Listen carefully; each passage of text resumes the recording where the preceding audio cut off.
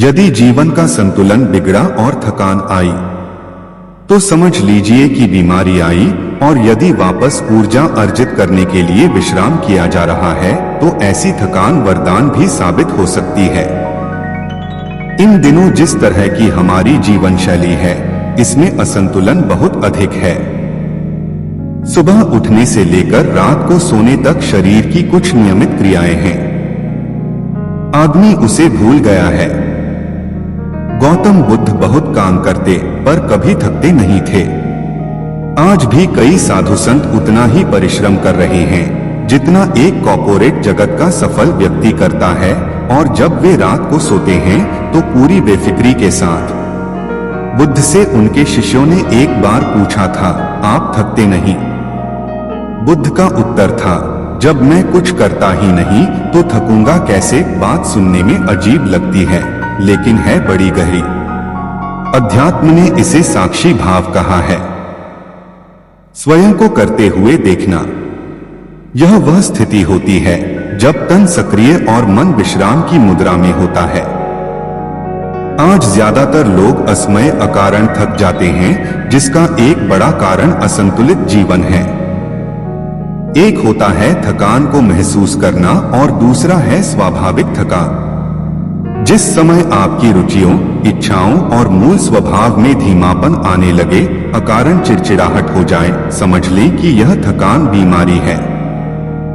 इसलिए प्रतिदिन योग, प्राणायाम और ध्यान करें। ये क्रियाएं अपने आप में एक विश्राम है। करने वाला कोई और है, हम तो महज उसके हाथों की कठपुतली हैं। यह मनोभाव भी थकान को मिटाएगा। क्या दिक्कत है ऐसा सोच लेने में? गौतम सिद्धार्थ बुद्धत्व प्राप्त करके महात्मा बुद्ध बन गए। सत्य, अहिंसा और दया की मूर्ति बुद्ध अपने शिष्यों के साथ एक गांव में पहुंचे। कुछ अज्ञानी लोग उनके विरोधी थे। वे बुद्ध को अपशब्द कहने लगे। बुद्ध के शिष्यों को बहुत बुरा लगा, मगर बुद्ध ने उन्हें समझाया, ये लोग तो केवल अपशब्द ही कह रहे हैं। अगर ये पत्थर भी मार रहे होते तो भी मैं कहता कि मारने दो। मैं जानता हूं कि ये लोग कुछ कहना चाहते हैं, लेकिन क्रोध के मारे वह कह नहीं पा रहे हैं। 10 साल पहले यदि ये ही लोग मुझे गाली देते तो मैं इन्हें भी गाली देता, लेकिन अब तो लेन देन से मुक्ति मिल चुकी है। क्रोध से अपशब्द निकलते हैं। यहाँ तो क्रोध भवन कब का ढह चुका है, अपशब्द कहने वाले बड़ी मुश्किल में पड़ गए। तभी बुद्ध ने अपने शिष्यों से पूछा, इस गांव में कुछ लोग अपशब्द कह रहे हैं, इन्हें बताओ कि वहां के लोग फल और मिठाइयां लेकर आए थे। बुद्ध ने पूछा, फिर मैंने क्या किया था?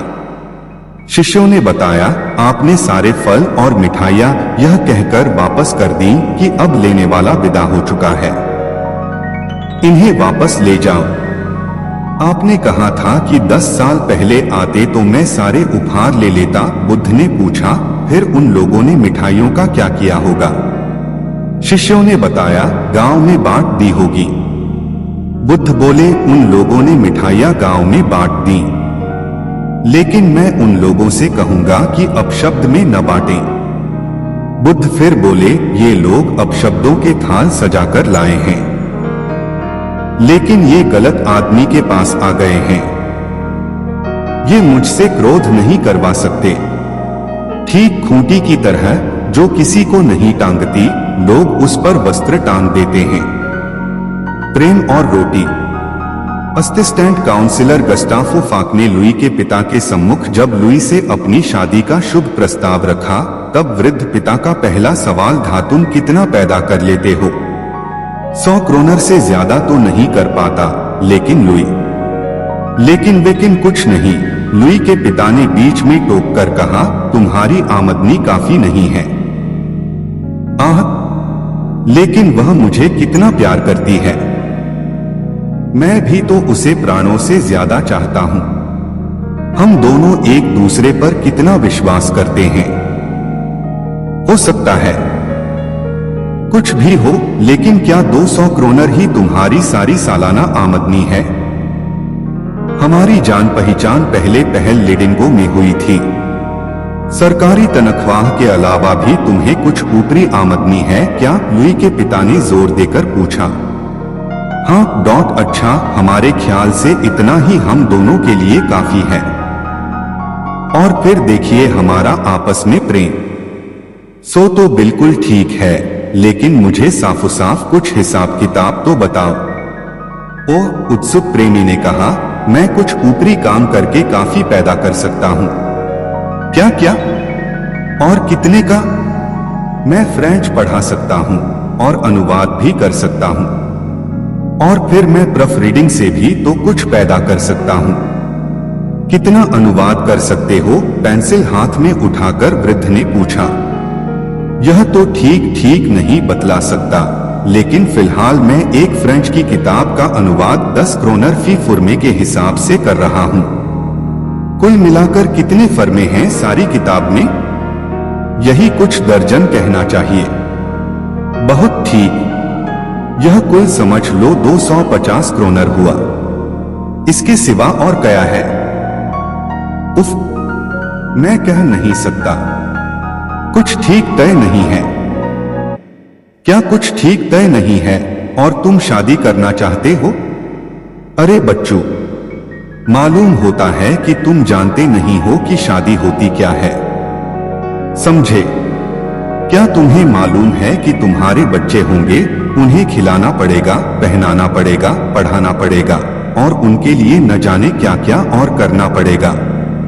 लेकिन फाक ने विरोध करते हुए कहा, बच्चे तो देर में भी हो सकते हैं, और हम लोग इतना प्यार करते हैं कि बच्चों का जल्दी पैदा होना बिल्कुल निश्चित है। इसीलिए फिर कुछ रुककर लुई के पिता ने कहना शुरू किया, मेरे ख्याल से तुम दोनों के दोनों शादी करने पर तुले हुए हो, इसमें कोई शक नहीं, और ठीक है, लेकिन यह तो बताओ कि तुम्हें एक दूसरे में कौन सी बात अच्छी लगती है, क्योंकि मुझे लग रहा है कि मुझे तुम्हारे विवाह के लिए अब अनुमति देनी ही पड़ेगी। इसलिए अच्छा है कि जो समय तुम लुई के पास बैठकर बर्बाद करते हो, उसमें काम करके कुछ पैदा ही करो। वृद्ध की इस स्वीकृति से युवक फाक एकदम खिल उठा और उसने बड़े सम्मान और आदर के साथ उनके हाथ चूम लिए। भगवान ही जानता है वह उस वक्त कितना खुश था, और उसकी लुइयो वह भी तो फूली नहीं समाती थी। शाम को जब वे साथ साथ हाथ में हाथ डालकर घूमने गए तो कैसा सुंदर गर्वसा अनुभव कर रहे थे, और उनके मुखों पर एक विचित्र चमक सी खिल रही थी। अब वह शाम को उससे मिलने आने लगा था।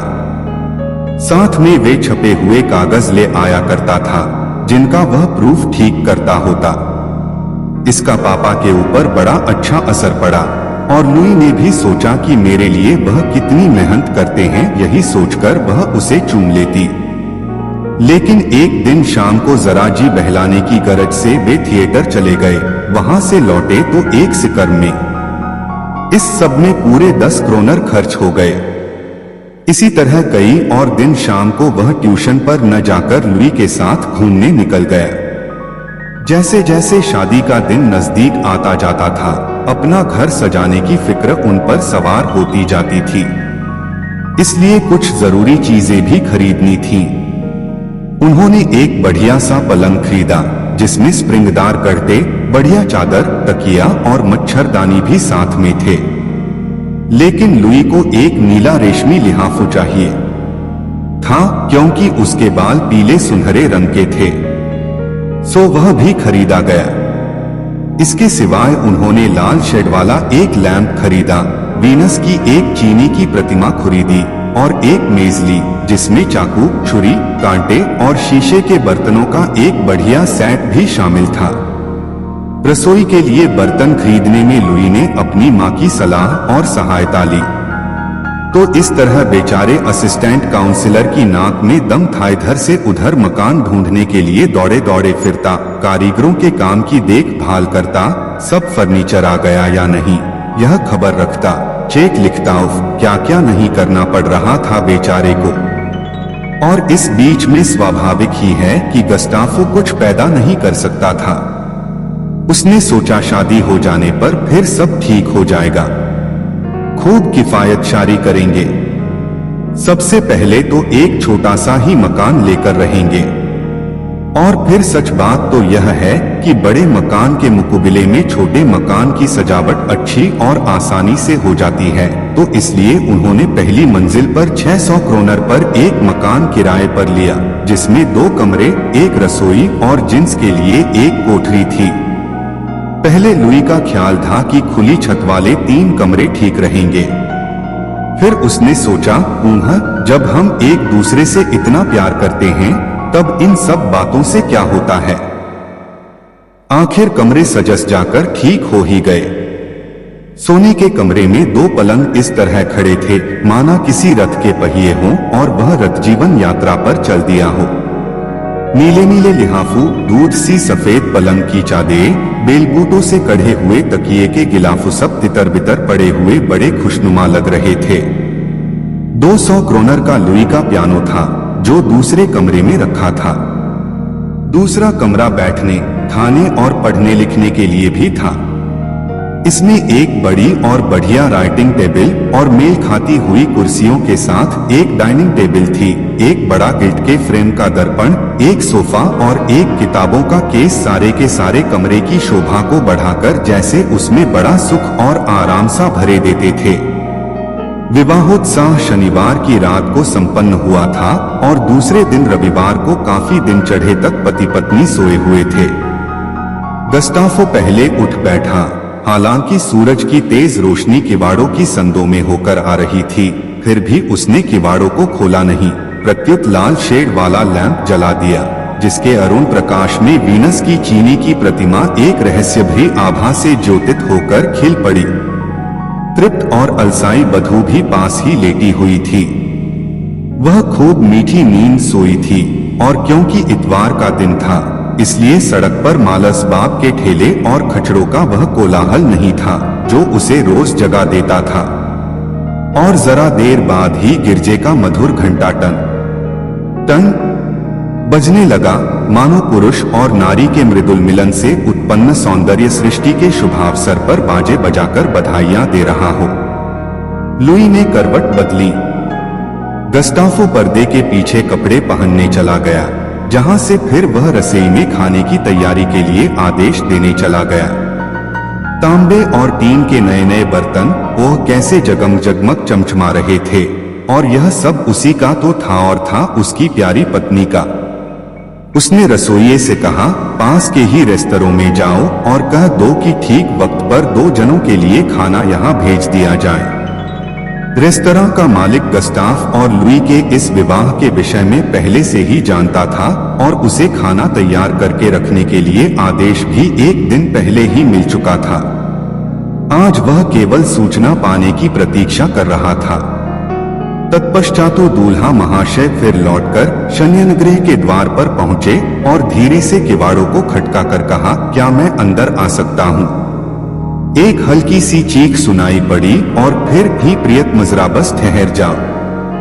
इस बीच में गस्ताफ मेज उठाकर रखता है, उस पर एक सफेद चिट्टा मिचपोश डालकर शीशे और चीनी के बर्तन, छुरियां, चाकू और कांटे सब कुछ सजाकर रख देता है। जैसे ही लुई ने कमरे में पदार्पण किया, सूर्य की रजत रश्मियों ने उसके गालों और सुनहरी केशों को चूमकर उसका स्वागत किया।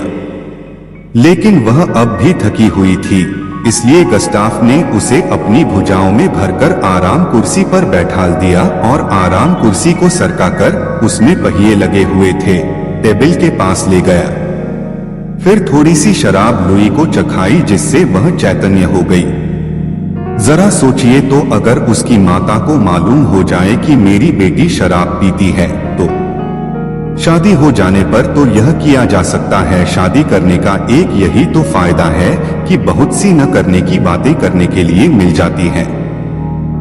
नया पति अपनी नई नई पत्नी की तनिक सी सुविधाओं का, जरा से आरामों का ध्यान रखता है। कितना आनंद आता है इसमें। यह तो ठीक है कि कुमारावस्था में भी मैंने बड़ी बड़ी दावतें खाई थी, लेकिन उनसे क्या मुझे आनंद मिला था? कुछ भी तो नहीं। इस प्रकार की बातें गस्ताफ बियर के गिलास में ओंठ लगाए सोच रहा था और यह कुंवारे लोग भी कैसे खोखले दिमाग के होते हैं, गूढ़ मगज। अरे शादी नहीं करना चाहते यह भी कोई बात है भला। और कितने खुदगर्ज हैं यह लोग। इन लोगों पर तो मेरे ख्याल से टैक्स लगाना चाहिए, टैक्स जैसे कुत्तों पर लगता है। किंतु लुई अपने विचारों में इतनी कट्टर नहीं है। वह बड़ी सहूलियत और मीठेपन से इस बात को जोर देकर कहती है कि वे बेचारे जो शादी नहीं करते रहन के काबिल हैं। अगर उनकी हैसियत शादी करने की हो तो वे कुंवारे कभी नहीं रहे। गस्टाफ के दिल में जरा सी कसक है, हाँ, लेकिन सुख कोई धन से ही तो नहीं मिलता। नहीं, लेकिन खैर कोई बात नहीं, थोड़े दिन में ही बहुत सा काम मिल जाएगा और तब फिर सब काम ठीक से चलेगा। और इस समय तो वह बढ़िया खाने खा ही रहा है, मेवे, मिठाइयां और शराब। लुई सशंकित हो उठती है और संकोच से पूछ बैठती है, क्या हम हमेशा ही इस ढंग से रह सकेंगे? और उत्तर में गस्टाफ उसके गिलास में थोड़ी सी शराब और उड़ेल देता, ओह तुम बड़ी पगली हो लुई, बेकार डरती हो।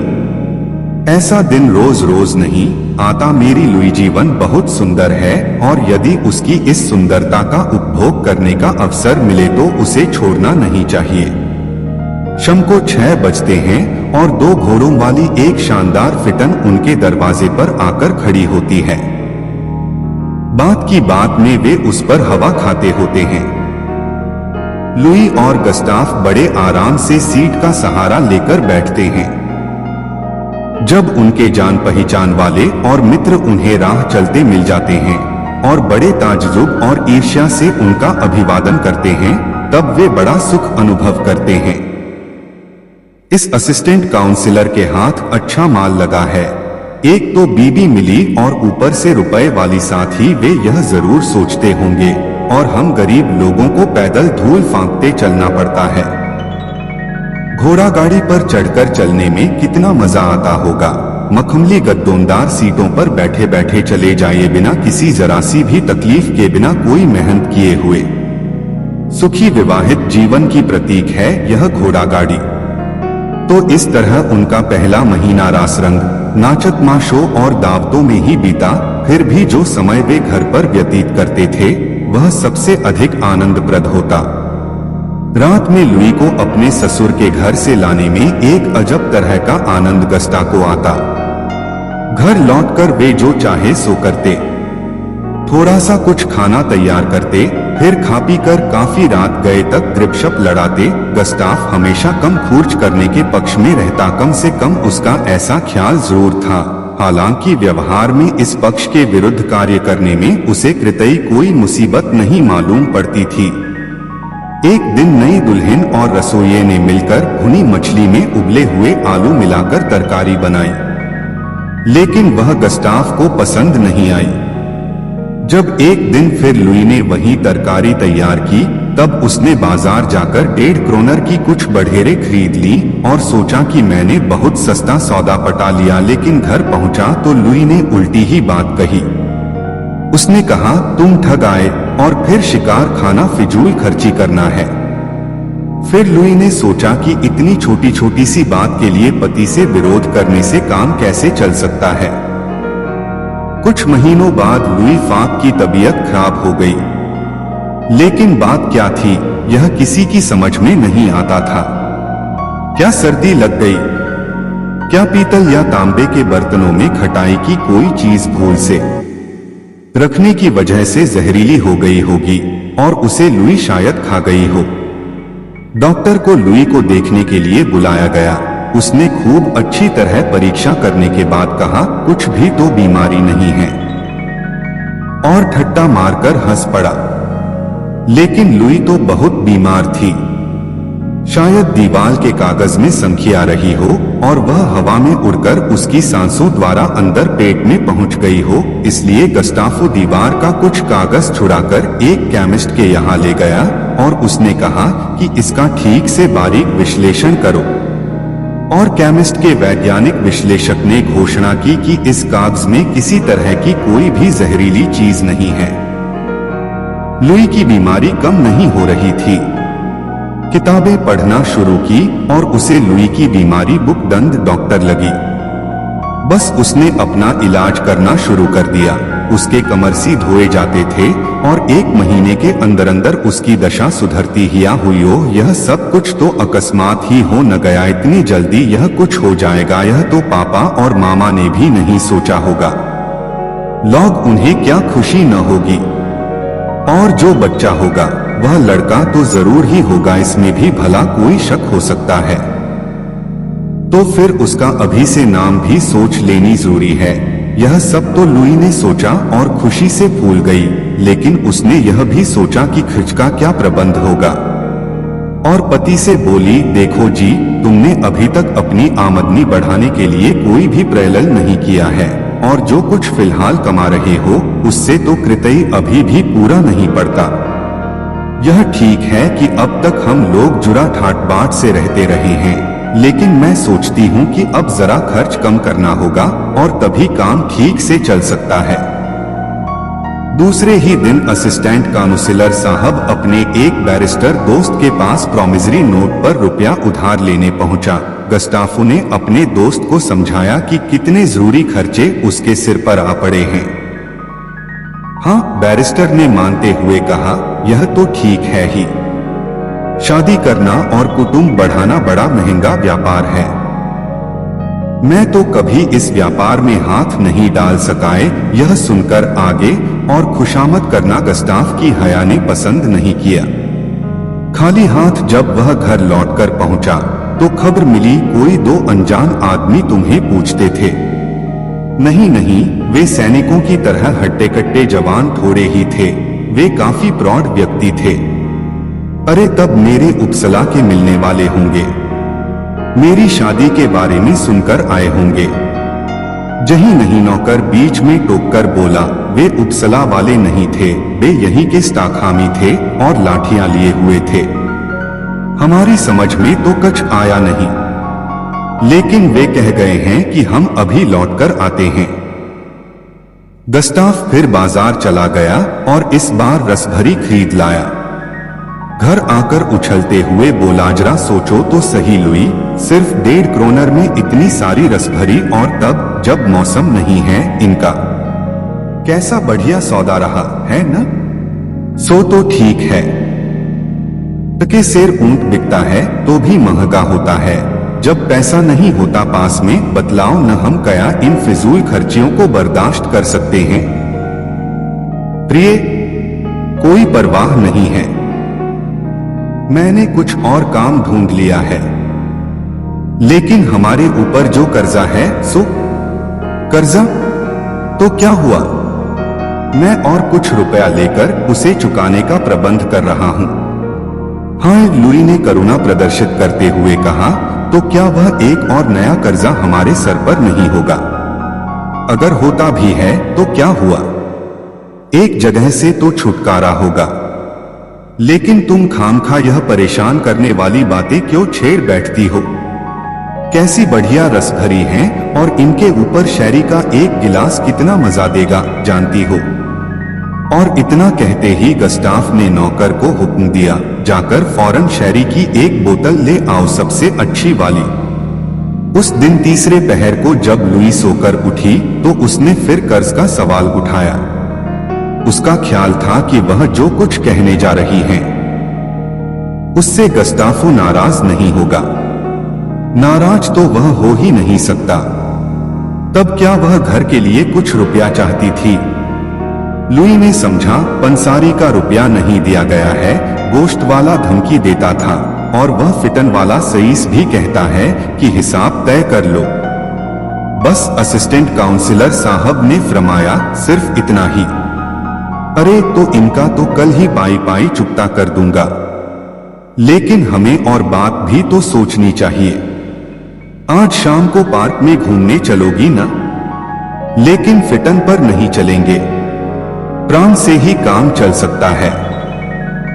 और शाम आई, वे पार्क गए और एल्हेम्ब्रा रेस्तरां में खाना खाया। वहां मजा तो बहुत आया गस्टाफ को, क्योंकि आसपास बैठे हुए अन्य लोग उन लोगों को नए अल्हड़ प्रेमी प्रेमिका समझ रहे थे। लेकिन यह विचार लुई को अच्छा नहीं लगा, और खास तौर से तब जब उसने बिल देखा। बाप रे, इतने में तो हम घर पर बढ़िया खाना खा सकते थे। वह धीरे से चिल्ला भी पड़ी। तो एक के बाद एक करके 8 महीने समाप्त हो गए। 9वां महीना आया। बच्चे के लिए कपड़े चाहिए थे, झूला चाहिए था, और भी न जाने कितनी चीजें चाहिए थीं। खर्च का प्रबंध करने में गस्टाफ को बड़ी बड़ी कठिनाइयों का सामना करना पड़ा। पंसारी और साइस ने उधार देना बंद कर दिया, क्योंकि उनके भी तो बीबी बच्चे हैं जिन्हें खिलाना पिलाना फनाना भी उतना ही जरूरी है जितना गस्टाफो के लिए अपने कुटुंब की अनिवार्य आवश्यकताओं की पूर्ति करना जरूरी है। उफ, कैसी लिप्सा है यह। आखिर वह शुभ दिन भी आ ही गया। पैदा हुई लड़की। उसे पालने के लिए एक नर्स भी रखनी जरूरी थी, और जब वह अपनी उस नवजात पुत्री को गोद में खिलाता होता तो वैसे ही दौड़ दौड़ कर किसी लेनदार की आवाजों और चिल्लाहट को खुशामद से गिड़गिड़ाकर शांत करने लग जाता। नए नए खर्चे रोज पैदा होते ही गए, और वह उनके दुर्वह भार के नीचे बुरी तरह पिचा जा रहा था। इसमें कोई संदेह नहीं कि कुछ अनुवाद करने का काम उसे मिल गया, लेकिन उस काम को वह सफलतापूर्वक करता भी तो कैसे, जब उसे कृदम कृदम पर तरह तरह की समस्याओं का सामना करना पड़ता था। इसी दुरावस्था में गस्टाफ अपने ससुर से सहायता मांगता है, लेकिन वह उसे बहुत रुखेपन से जवाब देता है, मैं इस बार तो तुम्हारी मदद किए देता हूँ, लेकिन आइंदा फिर कभी नहीं करूँगा। मेरे पास जो कुछ भी थोड़ा सा बचा है वह मेरे ही लिए काफी नहीं है, और फिर तुम ही मेरे लिए अकेले नहीं हो। खैर, तो जैसे तैसे काम चला ससुर की सहायता से। माँ के लिए बढ़िया बढ़िया भोजन जरूरी थे ही, चूजे और बढ़िया शराब भी तो, और बच्ची के लिए रखी गई नर्स को भी वेतन देना ही पड़ता था। खैर, सौभाग्यवश जैसे तैसे लुई फिर बिल्कुल अच्छी हो गई। उसका पहला सौंदर्य और आकार लौट आए। तब एक दिन ससुर ने फिर दामाद से कहा, अगर बर्बाद नहीं होना चाहते तो अब आइंदा और बच्चों के लिए कोशिश मत करना। फिर भी कुछ दिनों तक गस्टाफो फाक का छोटा सा कार्टून प्रेम और ऋण पर पलता रहा, लेकिन और कब तक पलता रहता। एक दिन दिवालियेपन ने आकर गला दबोच ही तो लिया। घर के मालस बाप की कुर्की पर चढ़ने की नौबत आ गई। तब एक दिन लुई के पिता आकर मां बेटी दोनों को लेकर चलते बने। सिकर्म में बैठते बैठते वृद्ध यह कहने से न चुका, मैंने अपनी पुत्री एक ऐसे शख्स को उधार दी थी जिसने उसकी इज्जत उतारकर उसे साल भर बाद ही लौटा दिया। लुई खुशी से गस्टाफ के साथ रहती, लेकिन वहां तो पेट के लिए एक नाज का दाना तक भी तो नसीब नहीं था। वह अकेला रह गया। एक दिन कुक अमीन वही लाठी वाले लोग आए और उसके मकान से रसोई के बर्तन तक उठाकर ले गए। घर में न एक फूटी कौड़ी बची, न पानी पीने को एक गिलास, और न लेटने को टूटी चारपाई, और न फटा बिस्तर ही। गस्टाफो का असली जीवन अब शुरू हुआ था। उसने किसी तरह एक दैनिक समाचार पत्र में प्रूफरीडी की जगह पाली थी, जहां उसे रात को 8-8, 10-10 घंटे तक काम करना पड़ता था। सरकारी नौकरी उसकी अब भी बाकी थी, हालांकि तरक्की रुक गई थी क्योंकि वह दिवालिया घोषित नहीं किया गया था। ससुर साहब ने उसके ऊपर इतनी दया जरूर की कि उसे इतवार को अपनी पत्नी और पुत्री से मिलने की अनुमति दे दी, लेकिन एक क्षण के लिए भी वह लुई को अकेले में गस्टाफ के पास नहीं रहने देता था। जब शाम को वह अपने अखबार के ऑफिस में जाने लगता था तो वे लोग उसे दरवाजे तक पहुंचाने आते थे और वह अपने कुचले हुए मरे हुए आत्मसम्मान को लेकर विदा हो जाता था। अपने ऊपर से सारे बोझ को उतारने में संभव है गस्टाफ को 20 वर्ष लग जाएं, और तब क्या वह अपनी पली और पुत्री का भरण पोषण कर सकेगा? शायद नहीं, और अगर दुर्भाग्य से इसी बीच में उसके वृद्ध ससुर साहब ढुरक जाएं, तब तो वे सबके सब बिना घर बार के हो जाएंगे। इसलिए उस क्रूर हृदय वाले अपने वृद्ध श्वसुर के प्रति भी उसे कृतज्ञ होना चाहिए, जिसने इतनी निर्ममता से उसके सारे मानवीय सुख को उससे जबरदस्ती छीन लिया। हाँ, और मानव जीवन स्वयं भी तो आज इतना कठोर और कुरूप हो उठा है। खेत में हल चलाने वाले जानवरों का गुजारा तो आसानी से हो जाता है, लेकिन सारी सृष्टि में मनुष्य ही ऐसा प्राणी है जिसे अपना पेट भरने के लिए मेहनत मजदूरी करने की जरूरत पड़ती है। कितनी शर्म की बात है। और यह शर्म चीख चीख कर पूछ रही है कि इस जीवन में हर एक इंसान को क्यों मेवे मिठाई खाने को नहीं मिलते, अरे क्यों रोटी भी नहीं मिलती। सच्ची दयालुता। रात्रि विश्राम के लिए भगवान बुद्ध के शिष्यों ने एक सुनसान स्थान पर डेरा डाला हुआ था। चंद्रमा की चांदनी में हर वस्तु स्पष्ट दिखाई दे रही थी। तभी एक शिष्य ने भगवान बुद्ध से एक कथा सुनाने का आग्रह किया। बुद्ध अपने प्रिय शिष्य की बात टाल न सके, सभी को बैठने का इशारा किया और कथा सुनाते हुए बोले। एक गांव में मेला लगा हुआ था। वहीं पर एक छोटा सा कुआं था जिसमें एक आदमी भूल से गिर गया। वह चिल्लाने लगा, मुझे बचाओ, लेकिन मेले में बड़ा शोरगुल था, कौन सुने उसकी आवाज। लोग अपने काम धंधे में लगे हुए थे। सांझ हुई, लोग जल्दी में थे। इतने में एक समाज सेवी युवक कुएं के पास आकर बैठा। उसे अंदर से आदमी की आवाज सुनाई दी। वह बोला, चुप रह, यह बिना दीवार का कुआं किसने बनाया। उस मेला अधिकारी के खिलाफ कार्रवाई करूंगा, यह कहते हुए वह आगे चल दिया। इतने में एक सन्यासी वहां आकर बैठा। कुएं के अंदर से आदमी चिल्लाया, मुझे निकालो। सन्यासी बोला, भाई, पिछले जन्म में तुमने कुछ कुकर्म किए होंगे जिसका फल भोग रहे हो। अपना अपना फल सभी को भोगना पड़ता है, इसमें कुछ नहीं किया जा सकता। उस आदमी ने कहा, यह तुम मुझे पीछे समझा देना, पहले कुएं से तो बाहर निकलो। सन्यासी बोला, देखो, मैं तो कर्म त्याग चुका हूं। गांव के लोगों से कहूंगा तुम्हारी कुछ मदद कर दें, कहते हुए वह भी चल दिया। इतने में एक हारात का किसान उधर आया। सोचा, कुएं से पानी खींचकर प्यास बुझा लूंगा। इतने में कुएं के अंदर से आवाज आई, मुझे निकालो। किसान ने अंदर झांका, देखा एक आदमी गिरा पड़ा है।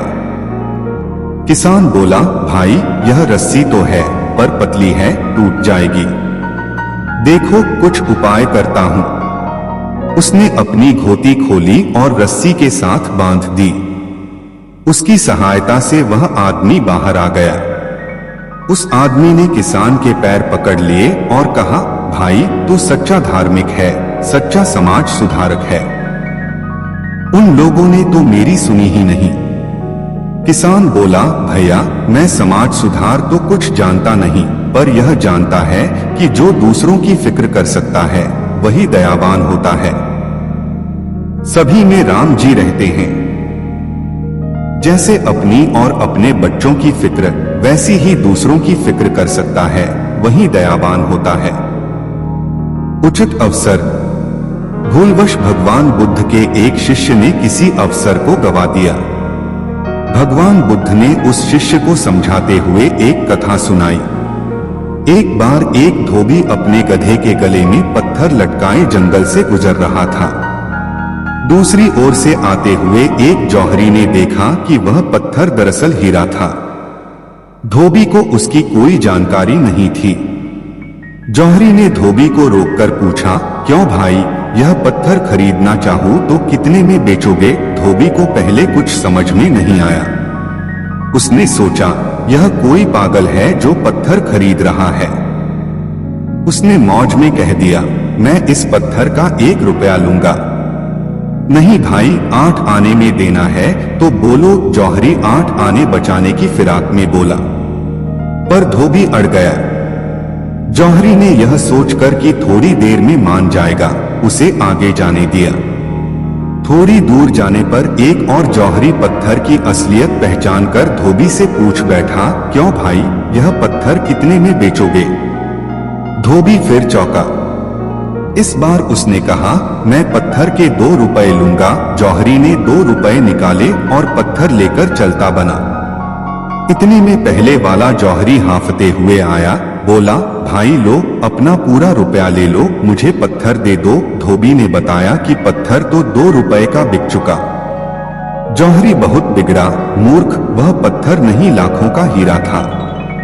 उसकी बात सुन धोबी हंसकर बोला, लाखों के फायदे को आपने 8 आने के लाभ के लिए छोड़ दिया। आप लोभी तो हैं ही, मूर्ख भी हैं, जो ऐसे उचित अवसर को हाथों से जाने दिया।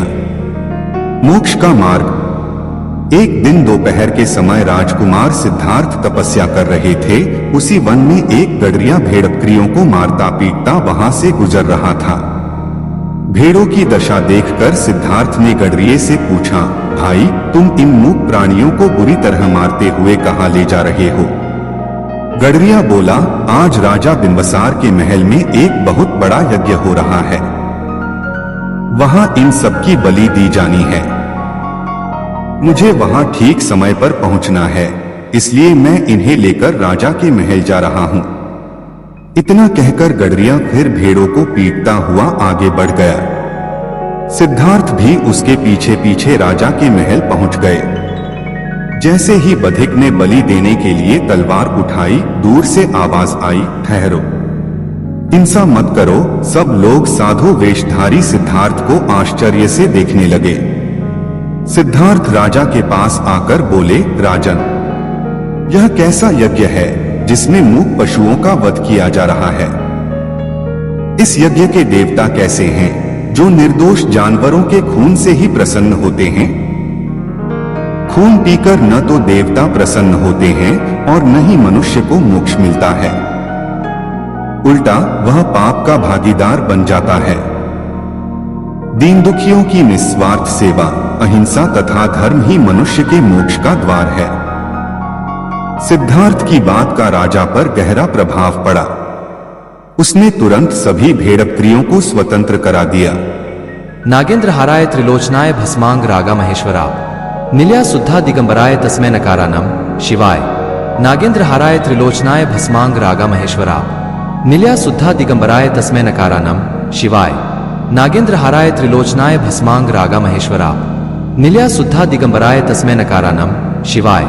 नागेंद्र हाराय त्रिलोचनाय भस्मांग रागा महेश्वरा निल्या शुद्धा दिगंबराय तस्मै नकारानम शिवाय। नागेंद्र हाराय त्रिलोचनाय भस्मांग रागा महेश्वरा निल्या शुद्धा दिगंबराय तस्मै नकारानम शिवाय। नागेंद्र हाराय त्रिलोचनाय भस्मांग रागा महेश्वरा निल्या शुद्धा दिगंबराय तस्मै नकारानम शिवाय। नागेंद्र हाराय त्रिलोचनाय भस्मांग रागा महेश्वरा निल्या शुद्धा दिगंबराय तस्मै नकारानम शिवाय। नागेंद्र हाराय त्रिलोचनाय भस्मांग रागा महेश्वरा निल्या शुद्धा दिगंबराय तस्मै नकारानम शिवाय।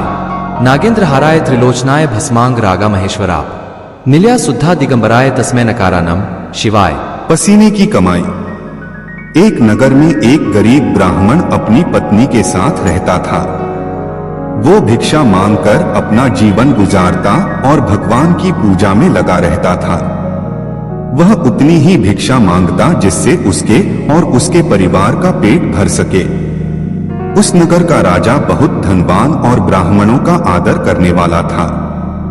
राजा किसी भी ब्राह्मण को अपने महल से खाली हाथ नहीं जाने देता था।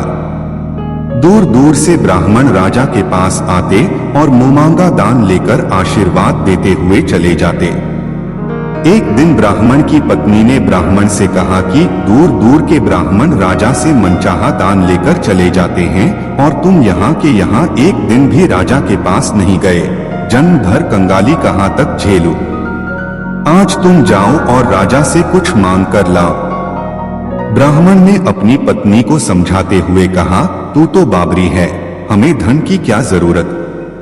हमें इतना तो मिल ही जाता है जिससे हम अपना पेट भर सकें और राजा का धन अच्छा नहीं होता, वो हमें नहीं लेना चाहिए।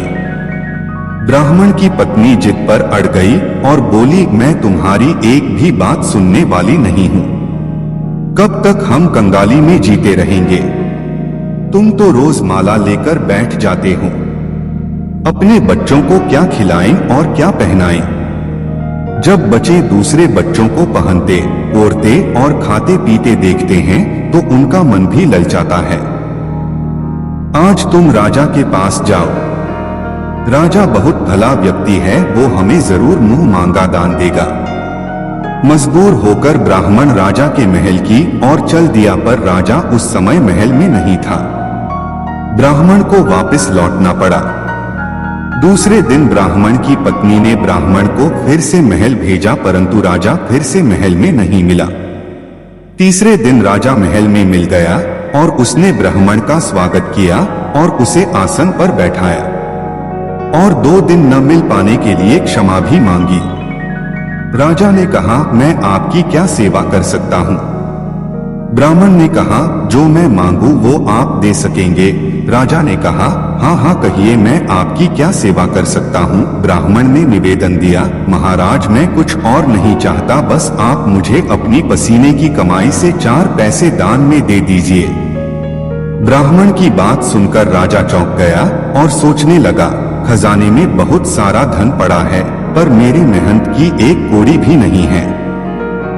राजा ने ब्राह्मण से कहा, आप मुझे 1 दिन का समय दे, मैं कल आपको आपका मुंह मांगा दान दे दूंगा। ब्राह्मण को जब खाली हाथ देखा तो पत्नी बोली, क्या हुआ? राजा ने कुछ नहीं दिया। ब्राह्मण बोला, राजा ने कल देने के लिए कहा है। ब्राह्मण की पत्नी सोचने लगी, शायद इन्होंने बहुत सारा धन मांगा होगा और राजा को इसकी व्यवस्था करने में समय लग रहा होगा, इसीलिए कल बुलाया है। दूसरी ओर राजा ने अपने राजसी कपड़े बदलकर फटे पुराने कपड़े पहने और मजदूर जैसा भेष बना लिया। जब राजा की पत्नी ने देखा और कारण पूछा तो राजा ने सब कुछ बताया। रानी बोली, मैं भी आपके साथ चलूंगी। राजा के हाँ कहने पर रानी भी पुरानी साड़ी पहनकर आ गई। इस प्रकार राजा रानी मजदूरी की तलाश में शहर निकले। लुहारों के मोहल्ले में जाकर राजा ने आवाज लगाई, किसी को मजदूर चाहिए, मजदूर। आखिर एक लुहार ने उन्हें बुला लिया जो पहिए पर हाल चढ़ाने की तैयारी कर रहा था। उसने राजा से कहा, देखो तुम्हें पहले खलात धोंकनी पड़ेगी और जब आग आ जाए उसके बाद घन पीटना होगा। फिर रानी की ओर देखकर कहा, तुम्हें कुएं से पानी लेकर होदी भरनी पड़ेगी और कोयले वाले घर से कोयला लेकर भट्टी में डालना होगा। तुम दोनों को दिन भर में 2-2 आने मिलेंगे। अगर काम पसंद हो तो बोलो, नहीं तो अपना रास्ता नापो। राजा रानी लुहार के बताए काम को करने लगे। राजा खलात धोंकने लगा पर उससे काम ठीक से नहीं हो पा रहा था। लोहार नाराज होकर राजा को ठीक से काम करने के लिए कहता। राजा जैसे तैसे अपना काम करने लगा। रानी भी कुएं से पानी भरकर लाने लगी। रानी के हाथ में फफोले पड़ गए। किसी तरह बड़ी कठिनाइयों से उसने पानी का हौज भरा। उसके बाद रानी कोयला लाकर भट्टी में डालने लगी। कोयल भरने से रानी के गोर हाथ और कपड़े काले हो गए। भट्टी में आग आने पर लुहार ने पांत भट्टी में से निकालकर पहिए पर जमाई और एक धन अपने हाथ में लेकर और एक राजा के हाथ में देकर कहा, देखो बारी बारी से धन इस पर पटकना। हाथ इधर उधर न होने पाए। राजा जोर जोर से धन पटकने लगा, लेकिन उसका निशाना ठीक नहीं बैठना था। कभी धन हाल पर गिरता तो कभी पहिए पर। मजदूरों का यह हाल देखकर लुहारिन बड़बड़ाती हुई आई और लुहार से कहने लगी, तुमने कहां से यह नौसिखिए मजदूर काम पर लगाए हैं? इनसे काम नहीं होगा। यह सस्ते मजदूर तुम्हारा सब काम बिगाड़ देंगे। राजा रानी उन दोनों की फटकार सुनने सुनने अपना काम मन लगाकर करते रहे। घन पटकते पटकते राजा का शरीर पसीने से तर हो गया और जोर जोर से सांस चलने लगी। रानी भी पानी भरते भरते और कोयला झोंकते झोंकते थककर चूर हो गई। दोनों ने पूरे दिन बहुत मेहनत की। लुहार ने राजा रानी को 2-2 पैसे दिए, जिसे वो बड़ी खुशी खुशी लेकर महल आ गए। आज उन्हें पता चला कि मेहनत की कमाई कैसी होती है। राजा ने 4 पैसे अलग रख दिए और अगले दिन ब्राह्मण को बुलाकर उसे दे दिए। ब्राह्मण राजा को आशीर्वाद देकर घर लौटा और ब्राह्मणी से कहा, लो मैं राजा के यहाँ से दक्षिणा ले आया हूँ। ब्राह्मणी खुश होकर दौड़ती हुई आई, पर जब उसने 4 पैसे देखे तो वो ठिठक कर रह गई और उन्हें दूर फेंक दिया। वो जल भूनकर ब्राह्मण से बोली, तुम जैसे दरिद्र से राजा के यहाँ जाकर भी कुछ न मांगा गया, शर्म भी नहीं आती, कहकर रूठ कर चली गई और बहुत देर तक बड़बड़ करती रही। ब्राह्मण ने उन 4 पैसों का उठाकर तुलसी घर के पास रख दिए और सोचा जब ब्राह्मणी शांत हो जाएगी तो जरूरत पड़ने पर उठा लेगी। परंतु कई दिनों तक पैसे वही रखे रहे और फूल बेलपत्र ऊपर से गिरकर मिट्टी में दब गए। ब्राह्मण और ब्राह्मणी दोनों ही उन सिक्कों के बारे में भूल गए। कुछ दिनों बाद तुलसी घर में 4 पौधे उगे। चारों पौधे बहुत सुंदर थे। यह देख ब्राह्मणी रोज उनमें पानी डाल देती।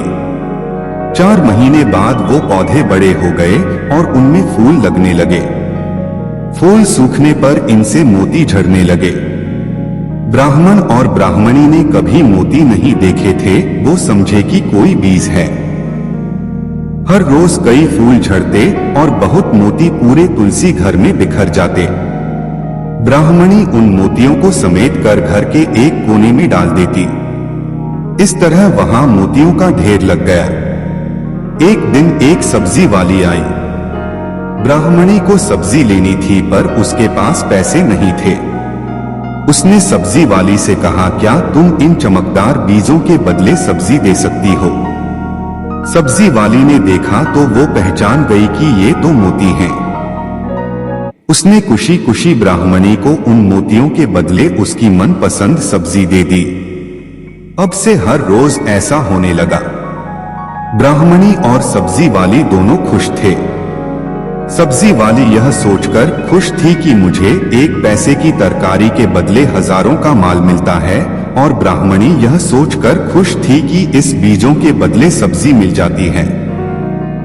इस प्रकार कई महीने बीत गए। उधर राजमहल में कई राजहंस थे जो मोती चुगते थे।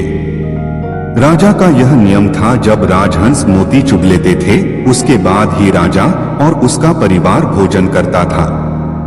एक समय बाद राजा का सारा धन उन मोतियों और दान देने में खर्च हो गया। अब राजा को मोती खरीदने के पैसे तक नहीं बचे। यह खबर पूरे नगर में फैल गई। ब्राह्मण और मणि को जब यह पता चला तो उन्होंने यही विचार किया कि राजा बहुत दानी और नेक दिल है। उसने अपना सब कुछ दान कर दिया, यहाँ तक कि शायद उनके पास खाने को भी कुछ नहीं है। ऐसे हालत में हमें उन लोगों की सहायता करनी चाहिए। ब्राह्मण ने ब्राह्मणी से कहा, अगर तू कहे तो इसमें से कुछ बीज राजा को दे दूं। तू कहती है इससे सब्जी और खाने की चीजें मिल जाती हैं। ब्राह्मणी ने कहा, हाँ मैं रोज इसके बदले सौदा लिया करती हूँ। ऐसा कहकर ब्राह्मणी एक टोकरी बीज भर लाई। ब्राह्मण राजा के पास पहुँचा और उसे वो मोती दिए और राजा को सारी बात बताई। राजा उन मोतियों को देखकर चौंक गया। उसने मोती राजहंस को दिए। राजहंस उन्हें चुगने लगे। यह देख राजा ने ब्राह्मण से कहा, एक एक मोती सैकड़ों रुपए का है। सच बताएं, आपके पास इतने मोती कहाँ से आए? ब्राह्मण बोला, महाराज ऐसे बीज तो हमारे घर पर बहुत हैं। और राजा को पूरी बात बताई। राजा अपने मंत्रियों के साथ ब्राह्मण के घर पहुँचे और उन 4 पेड़ों को देखा। पूछताछ में उन सिक्कों वाली बात सामने आ गई। जब पेड़ों को देखा तो उनकी जड़ के पास वही सिक्के चिपके हुए थे। आज ब्राह्मण ब्राह्मणी को मालूम हुआ कि उनके पास लाखों करोड़ों की दौलत है, जिसे वो साधारण बीज समझते थे। ब्राह्मण ने सोचा कि मेरे लिए यह धन किस काम का। ऐसा सोच ब्राह्मण ने सारे मोती राजा को दान में दे दिए। राजा की आंखें भी खुल गईं। मेहनत के धन की कीमत उन्हें मालूम पड़ गई। उस दिन राजा ने प्रण कर लिया कि मैं खजाने के पैसों से एक भी पैसा अपने खर्च में नहीं लगाऊंगा। अपना खर्चा मेहनत करके चलाऊंगा। खजाने और ब्राह्मण के दान से राजा ने जनता के हित में कई धर्म कर्म के काम शुरू कर दिए।